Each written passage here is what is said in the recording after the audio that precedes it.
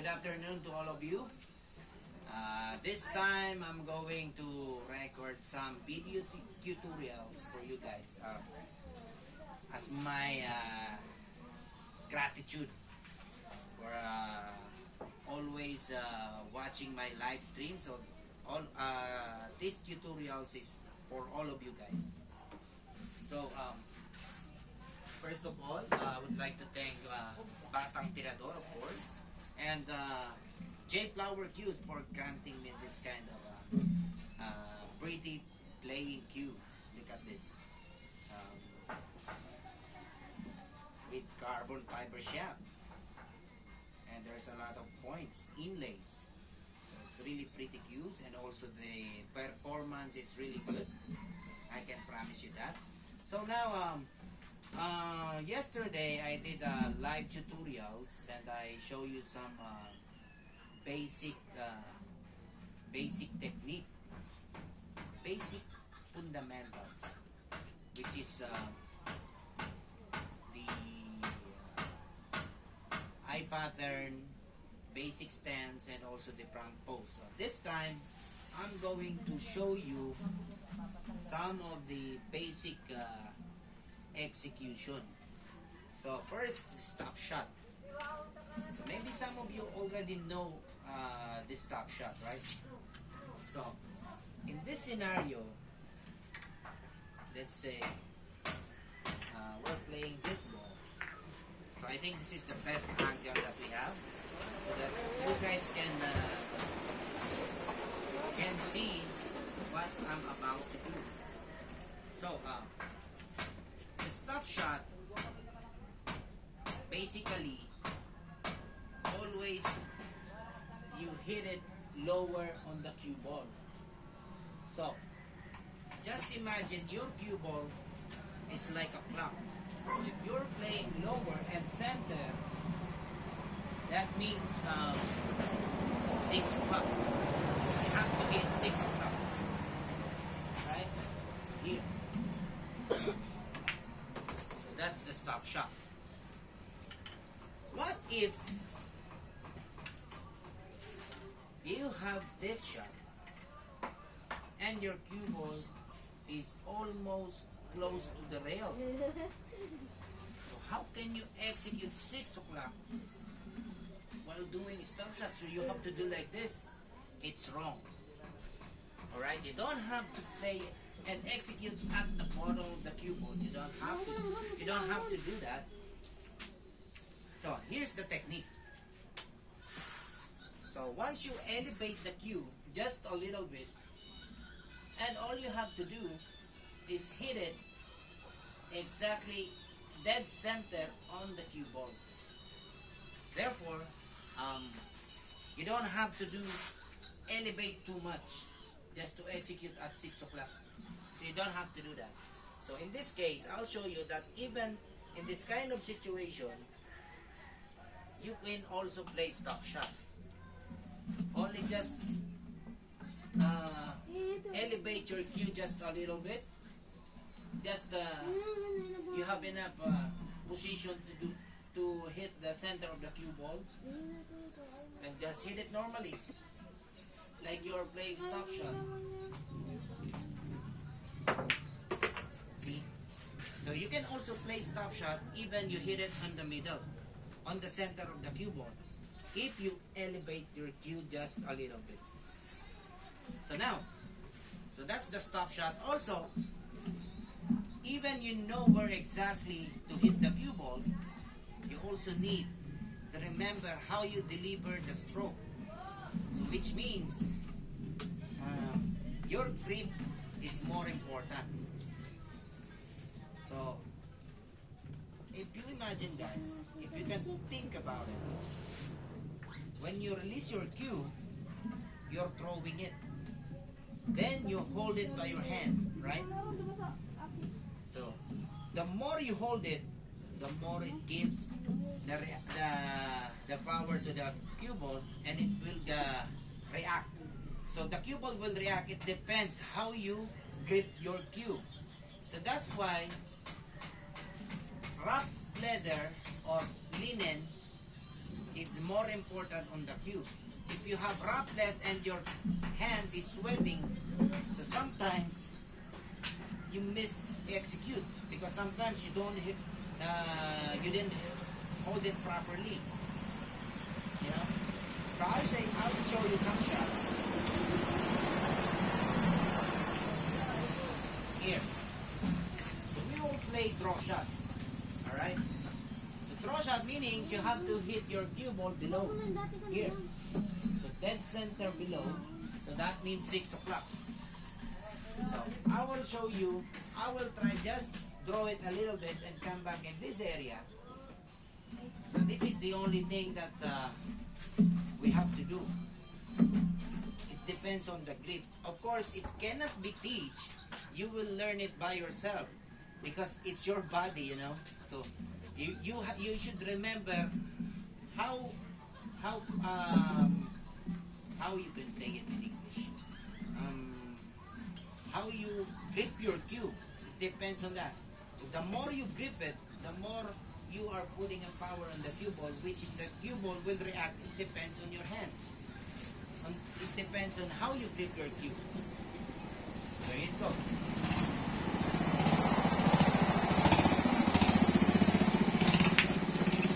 See? It goes too much. And my calculation is just somewhere here. But because of this cue, with carbon fiber shaft, it gives more power than you think. So it gives extra power because of the carbon fiber shaft. Now, if you want to draw a little bit stronger than that, or a little bit more powerful than that, hit this rail and goes here. So same thing, you have to hit at 6 o'clock. Same thing. Alright? So when you hit it, now we will hold a little bit tighter on the cue. A second before you release, or a second before it, your tip lands on the cue ball, you will hold it, you will grip it, you know. Depends on how you grip your cue, then it will give the power you need in the cue ball. So let's see. Now we will calculate. Draw shot is goes in this and rail. Alright, 6 o'clock again.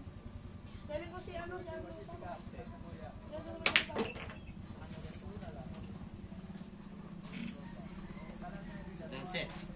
So like I said, you will hit your cue ball at the same point, but it all depends on the grip here, on your back stroke, back swing. Now, here's the tip. Imagine if you're in the pool table right now and you hold your cue, just drop your cue like this and drop it.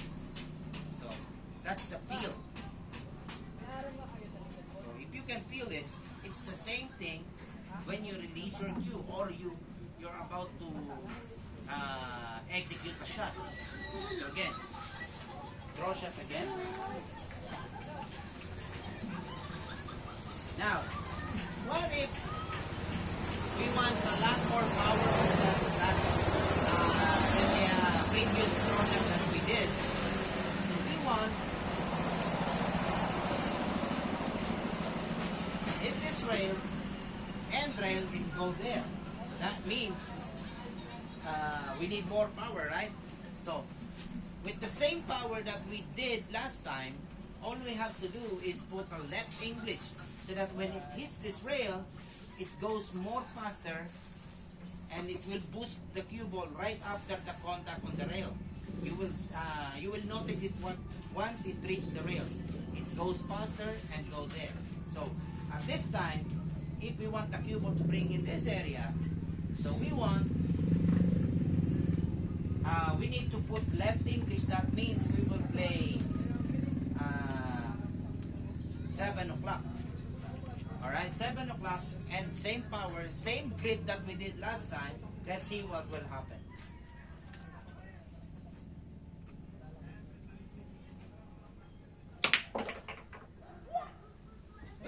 notice, guys, it appears that the cue ball is just slowly reach the rail, and when it makes a contact on the rail, it boosts like there is acceleration.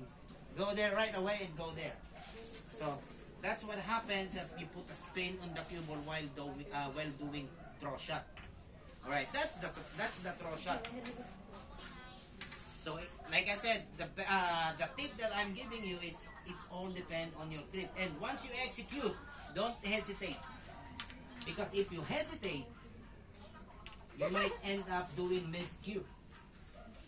So when you release your cue, don't do like this. Alright, it's wrong. When you play the shot and you do like this, sometimes, or maybe most of the time, you will face, and what I mean is maybe you made a miscue because of doing this kind of deliberate shot. You do like this, so it's wrong. So when you play the shot, it should be stick to the table like that. It's like you're playing pointed directly going to the bottom of the table. So that's the secret. So you won't miscue in the shot. So even you played it here. So my tip is touching already the cloth, the tablecloth. Sometimes you think might miscue, but it's not. Look. See. I'm touching the tablecloth, right? That's why it's too deep. I'm playing too deep. Alright? So, now,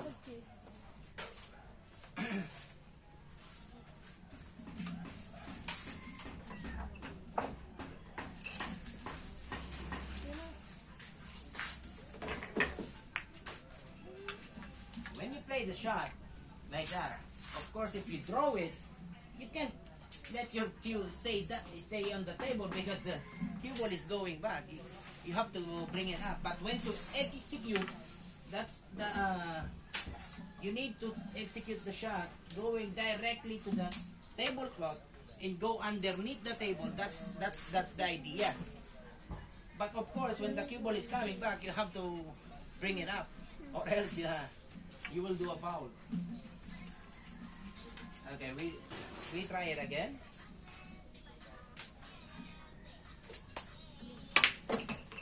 Right, as you can see, that's spinning. That's how you spin the cue ball. That means you're hitting 7 o'clock. Now, we will play follow shot. All right. So in follow shot, the hit is the same. The same thing when you are doing draw shot. It's the same thing. But the thing is, you have to hit your cue ball at 1 o'clock. So, to do a perfect follow shot, it should be, your bridge is more important. Yes, your bridge, how you bridge it. Because sometimes, let's say, you want to play follow shot, hit this rail, come here, and go down right here, alright, in this area. Sometimes, this might happen to you guys. Alright? I'm seeing it a lot. They want to play follow shot, 2 rail, come back here.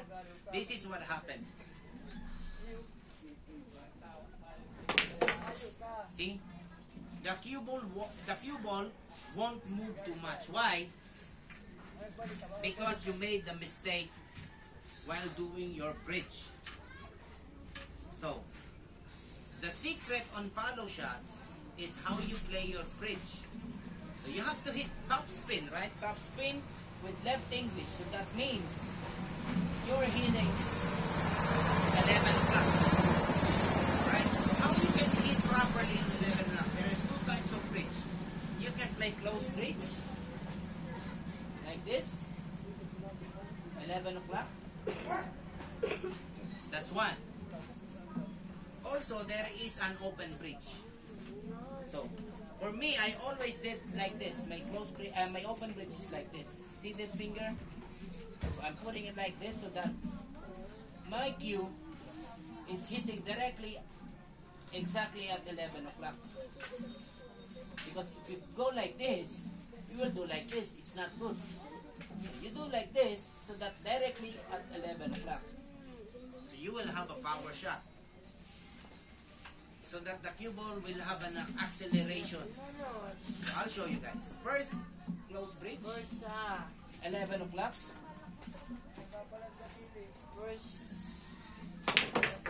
See, that's the power of the follow shot. Now, how about open bridge?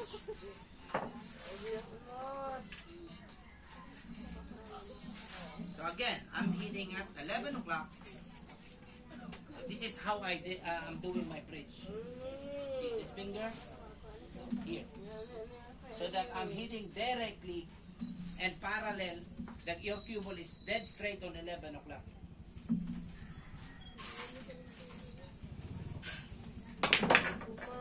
See? So that the cue ball will react as fast as it can. So it won't, some player, they are doing follow shot, sometimes miss hit, that's why it goes stun shot. Instead of follow shot, the reaction of the cue ball will be stun shot.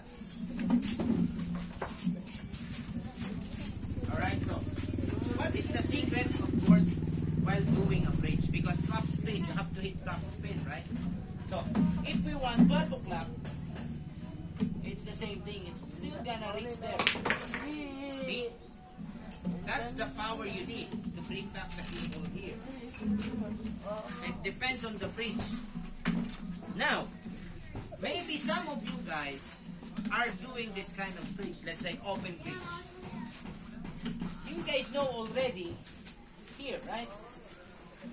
You have to hit here. So, if your bridge is doing like this, flat to the table, you have to bring the angle of your cue, it's lower here to reach the 11 o'clock or 12 o'clock. So it's not good. Sometimes you mishit it and you do a miscue. Alright? So it's not advisable to do like this kind of shot. You have to do like this, you know. It's like you're hitting under the table, so it's not good. So I can advise you guys to do like this. Make your finger bend like this. Alright? Bend like this so that you can hit the cue ball directly on top spin. So that's the secret of follow shot. Alright? So that is some of the shots that I'm teaching you. We have stop shot, draw shot, follow shot. That's the basic shots you need so that you can improve your game to the next level. Now, you have stop shot, draw shot, and follow shot. Now, the stun shot. Alright? Stun shot. Okay, like this. Let's say you want the cue ball hit this rail and come back here in the center of the table, somewhere here. So you have to play stun shot, right? So how you play stun shot? You have to hit exactly the dead center on the cue ball so that it won't give spin here or go there. So it should be dead straight. Dead straight on the center of the cue ball. So that's how you do a stun shot. Always dead center on the cue ball. Now, you can do also stun follow shot. Alright? So that's the stun follow shot. Let's say, wait, I will give you some procedure.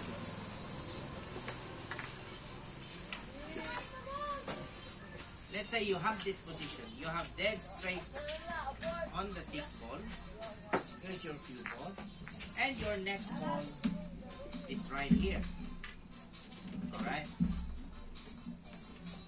And you have 10 ball here.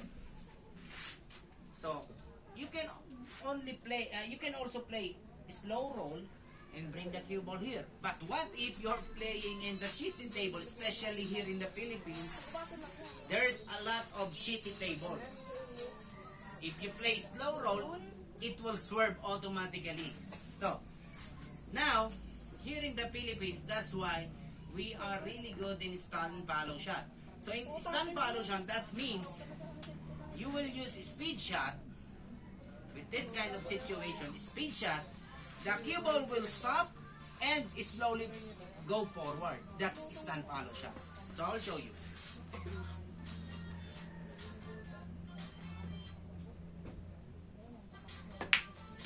See, slowly going roll there. Now, I'll adjust the power. I'll increase it a little bit. But still, we already have a shot on the line there. Then guarantee the cue ball will not swerve. So you won't miss that shot.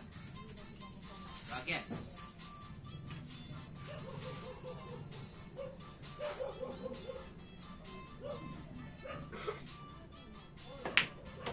Now I hit it too much.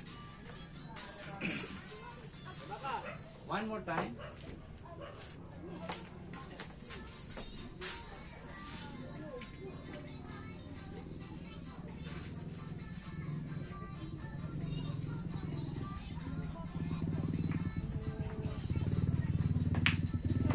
And it goes perfect. Now, maybe you guys are you will have a question where I hit the cue ball or what did I do on my delivery shot.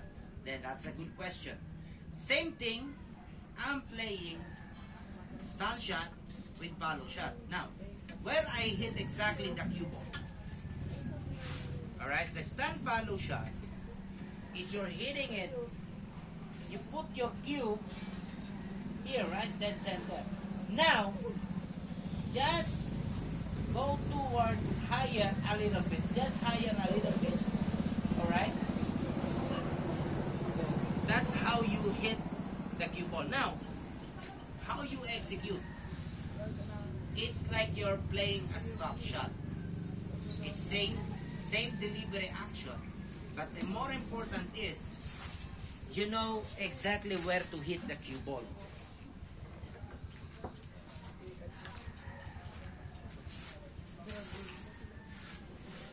Okay? So dead center, just higher a little bit, then execute like a stop shot. See? Goes perfect. So that's how you hit the cue ball. Little bit higher on the center of the play, on the cue ball, and then when you hit it, it feels like same thing when you are doing stop shot. So it's really important, especially this kind of shot. It's really important. So anyway, that's the tip that I'm going to give you for today.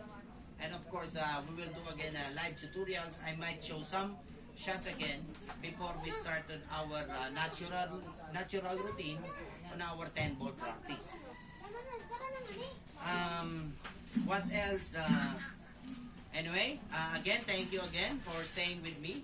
Also, thank you for all the supporters that are always watching on our live pool tutorials. And of course, thank you to Batang Tirador. Also, to my sponsor, Jade Flower Cubes, for giving me this opportunity. Thank you also, I have thank you for them. And also, what else? What else? I don't know.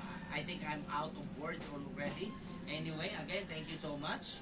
I hope you guys appreciated what I'm doing right now, and also thank you for your time and effort. So tomorrow we will show you again a live pool tutorials. So we just try this kind of angle. It's a little bit wide. So we check if we can do it on the live stream, but I think it's not. So it's not possible, I guess, on my phone. So we'll do it again tomorrow. Or anyway, if you have a request, all you have to do is comment below. If what kind of shot you want to learn, I will try my best to execute it for you. So if some shots you have questions, or you have questions on how I'm doing it, then I will execute it for you. Or for example, you have you have some weakness that you want to improve, just comment it in, on a comment section, so that when once I read it, I will try my best to execute it for you and explain it how you do it properly. So anyway, thank you so much. And also, I would like to inform you guys that J Flower queues are already available with me. So if you live here in the Philippines, all you have to do is drop me a message on my messenger account or on my FB page, The Payru Official. Alright, you can also follow me there on my Facebook page, so that you guys can be will be updated whenever I have some activities here, especially in my hometown here. So again, if you wanna avail, just drop me a message. This is such a very beautiful view. Look at this with the wrap leather. Alright, beautiful points, inlays, and of course very quality carbon fiber shaft. So it's really good. And also it has already extension. You can check it here. So you can put extension. So when you buy J Flower queues with inlays, there is already free extension. So what are the J Flower queues that we have here in the Philippines, that we have in our stocks? So what are the prices? So there is you can have a J Flower queues for as low as 15,000 pesos. It's really very good queue. I think Kyle Amoroto is using that queue. And also, if you want with inlays, a simple design with brass, it's 20,000 pesos.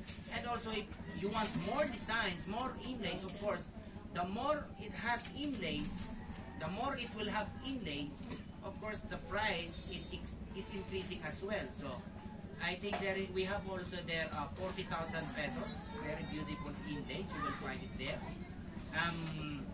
So if you guys like it, anyway, the amount of 20,000 pesos that you will buy, let's say you buy the simple design of J Flower queues, it's 20,000 pesos. The price is 20,000. Then you already have free extension. So same thing in the other queue, 40,000 pesos. There is also free extension like this. This is 40,000 pesos. So anyway, I'll see you again next time, and thank you so much for your patience, and have a nice day.